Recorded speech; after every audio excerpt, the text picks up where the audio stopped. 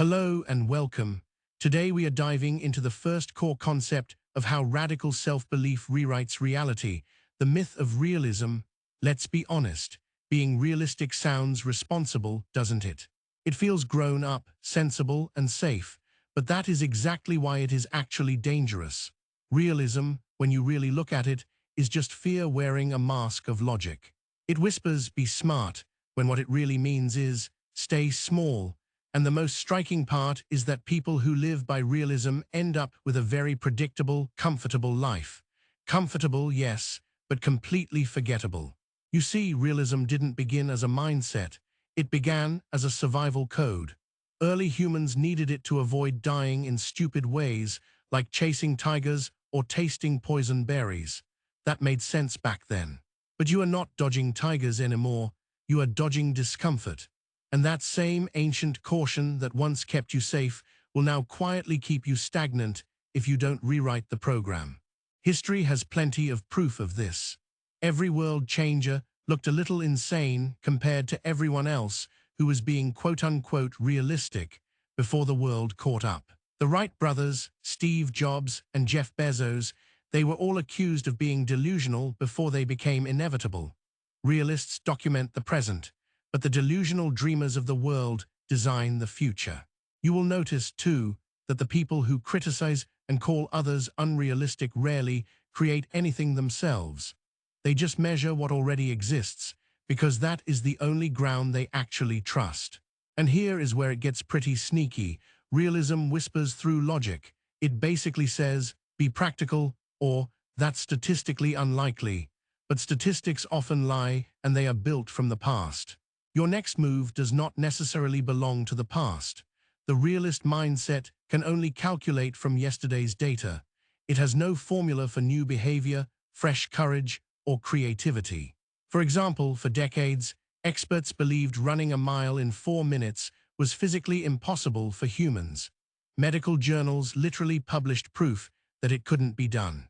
Then Roger Bannister did it in 1954, and within 46 days, someone else broke his record.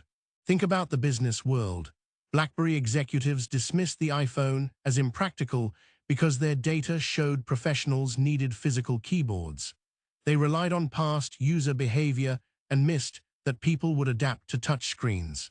In 2007, Netflix executives began shifting to streaming despite analysts insisting consumers preferred physical media. Market experts called their focus on streaming delusional when the broadband infrastructure wasn't yet ready. When AIM launched, hotel industry experts dismissed the idea that people would let strangers stay in their homes. Yet, the founders' delusional belief that people would prioritize authentic experiences transformed the travel industry forever. Consider historical figures as well. Leonardo da Vinci designed flying machines, helicopters, and submarines centuries before the technology existed.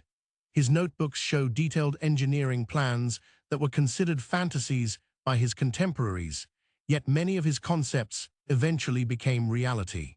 Napoleon, who rose from modest origins, famously declared, "Impossible is a word to be found only in the dictionary of fools." He conquered most of Europe despite facing larger armies. Alexander the Great, who believed he was descended from gods, never lost a battle despite being consistently outnumbered, often by factors of 5 to 1 or more. These countless examples confirm the gist. By default, the moment you do something unprecedented, realism collapses. Once you start seeing realism for what it really is, a filter, not a fact, you will catch it everywhere. You will hear it when you downplay an idea before you even test it. You will feel it when you second-guess yourself just because no one else is doing it. Notice what happens every time you say, "Let's be realistic." Your energy in your body drops immediately. That is your nervous system choosing safety over expansion. Let me explain what is really going on inside your head when that happens. The brain builds reality through selective attention. It doesn't show you the world. It shows you what matches your internal map of the world. If your map says ordinary, your brain will literally delete extraordinary options and experiences before you can even see them. This is basic neuroscience. The reticular activating system, or RAS, works like a filter, only letting in the thoughts that fit your dominant expectations. Think about the last time you decided to buy a car. You started seeing that car everywhere. The world didn't change, you just tuned in differently. The same thing happens with belief. The moment you decide that opportunity is normal for you, your perception will start scanning for confirmation. It is basically automatic. So, here is how you use this deliberately. Feed your brain new assumptions every day. Say them out loud, visualize them, and act on them. You don't argue with the realist voice, you overwrite it through consistent repetition. The mind listens to what you do more than what you say.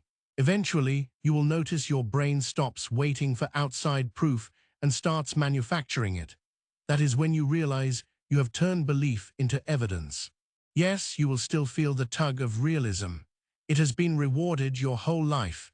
People clap for reasonable, it feels validating. But reasonable people maintain the systems that bold people reinvent. So don't expect applause while you are still invisible. That is the cost of being early to your own future. The moment you suspend realism, life starts answering differently. Ideas flow faster, coincidences increase, and timing improves. You start to feel like you are walking in a private current that no one else can actually see. You are simply tuned to creation instead of caution. You are in alignment. Once you have cracked the myth of realism, you are ready for something better, strategic delusion. That's the deliberate, tactical use of irrational confidence to move faster than logic actually allows. And that is where belief stops being philosophy and becomes performance. Strategic delusion and irrational confidence. Now that we've exposed the myth of realism, we move to the next logical step in this training, leveraging strategic delusion and irrational confidence. This is where belief stops being philosophy and becomes pure performance. Listen, being delusional isn't always a personal flaw. Sometimes it is the highest performing mental state you can possibly enter. We are talking about a type of irrational confidence, a deliberate, tactical use of belief that allows you to move faster, decide cleaner, and execute harder than someone trapped by conventional logic ever could. This isn't about denial. It's about using belief as a pure tool for velocity. Here is the fundamental difference. Logic requires certainty, and it waits for proof, causing analysis and delay. The human brain is hardwired to conserve energy when it encounters uncertainty, which leads to hesitation and paralysis disguised as caution. But strategic delusion flips the script. It uses irrational confidence as fuel to override that hesitation. You act with conviction before the proof appears, and that early movement generates the evidence everyone else is still sitting around waiting for. Think of this state as a mental performance enhancer, like caffeine for your decision-making system. It sharpens commitment and completely removes hesitation. When you step into this frame, you stop playing the game based on limiting probabilities and start playing based on unstoppable momentum. This deliberate choice is what makes it strategic.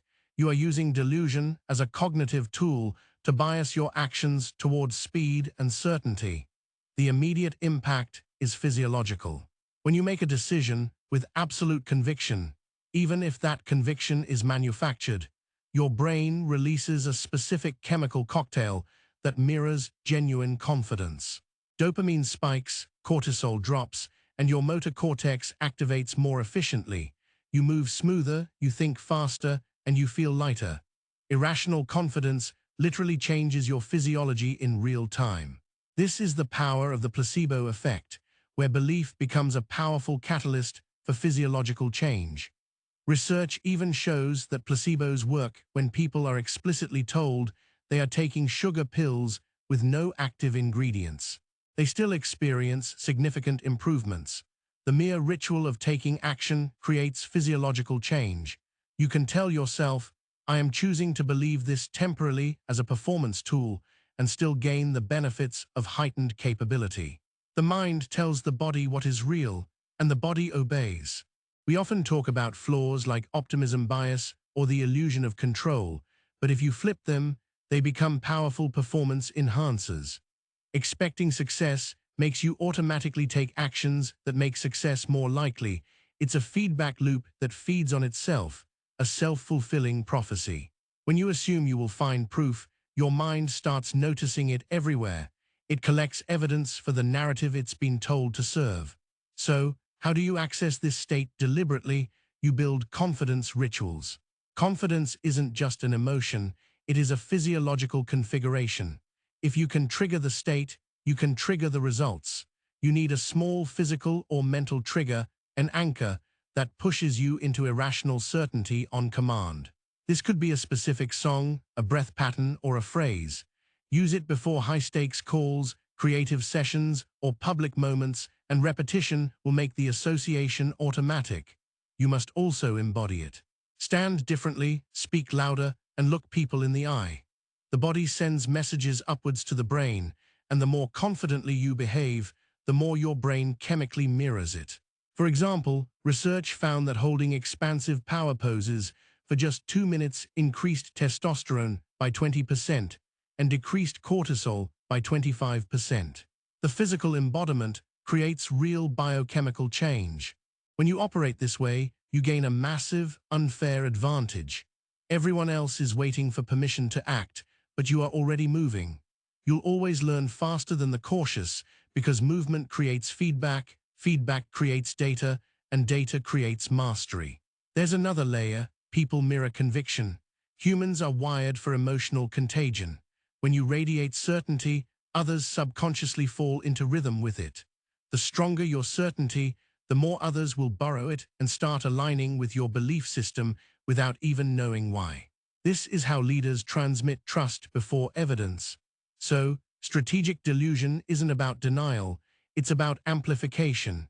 You are amplifying the signal of belief until your system starts believing its own broadcast.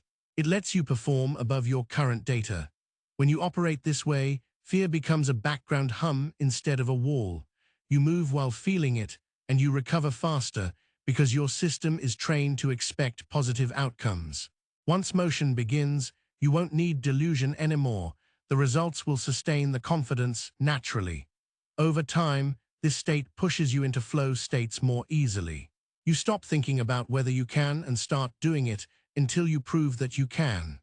Eventually, you'll realize that strategic delusion isn't about pretending at all, but rather, it is about rehearsing possibility until it becomes muscle memory.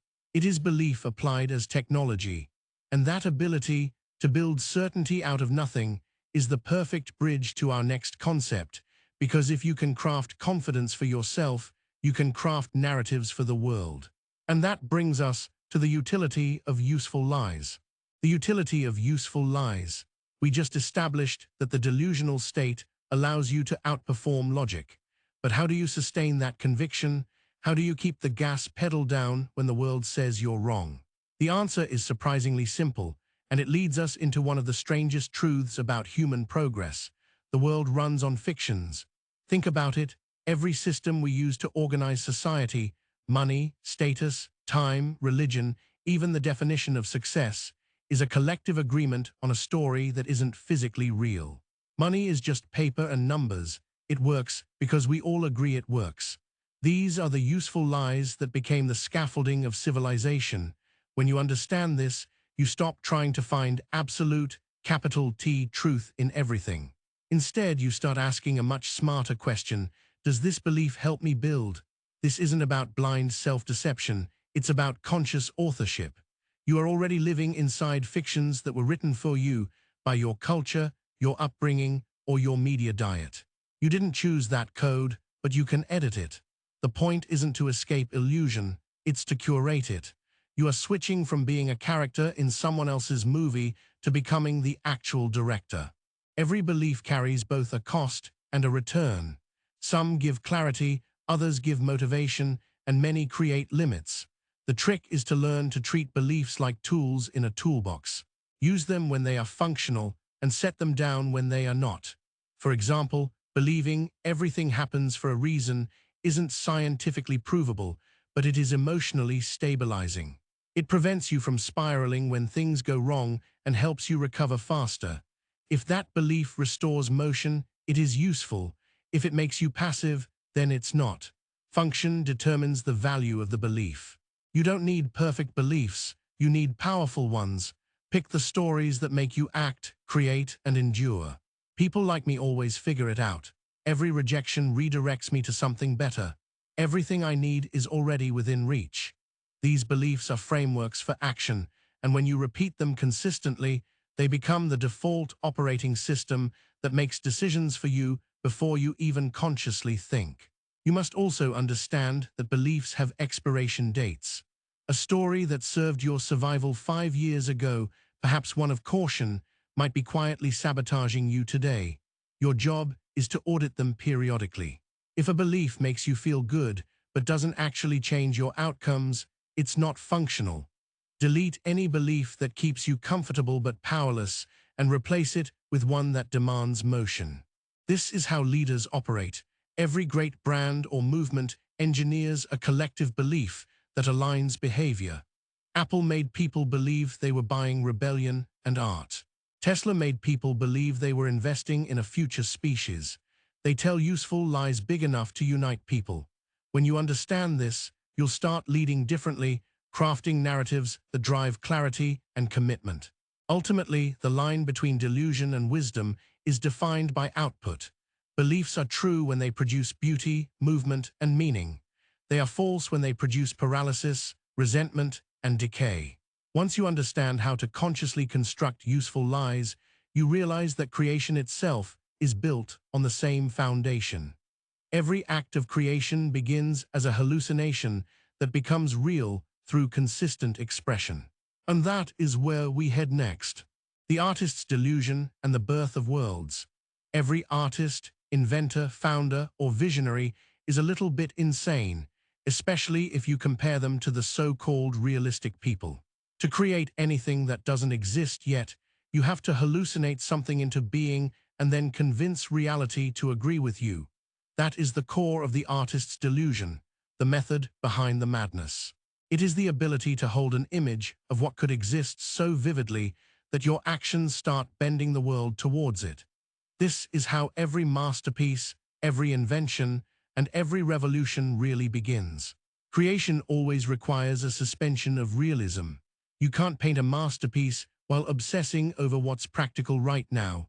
You must enter a temporary state, a kind of self-hypnosis, where you stop asking if it's possible and start exploring how it could feel if it were. The good news is that creativity isn't a privilege of the gifted. It's a neurological mode available to anyone. When you enter a focused state of imagination, the part of your brain that filters logic and judgment, your prefrontal cortex, starts to quiet down. This allows the associative regions to cross-link ideas that normally wouldn't connect. That is why creativity often feels random or intuitive.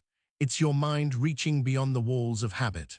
The stronger the vision, the more gravitational pull the imagined world exerts on the physical one. To harness this, start each project by sketching the finished version in your mind. Don't worry about the how yet.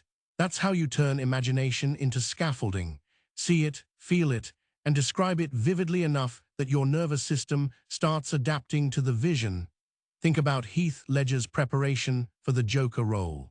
He didn't just play the Joker, he hallucinated the character as he imagined it into existence through sustained immersion. He locked himself away, created a diary in character, and experimented with voices and movements until his nervous system was so convinced that the character's mannerisms became automatic. His imagination became a laboratory. This is why you must design your surroundings to keep you in contact with your imagined world. Your brain uses sensory cues to sustain an emotional state, so surround yourself with visuals and symbols that remind you of the future you are building.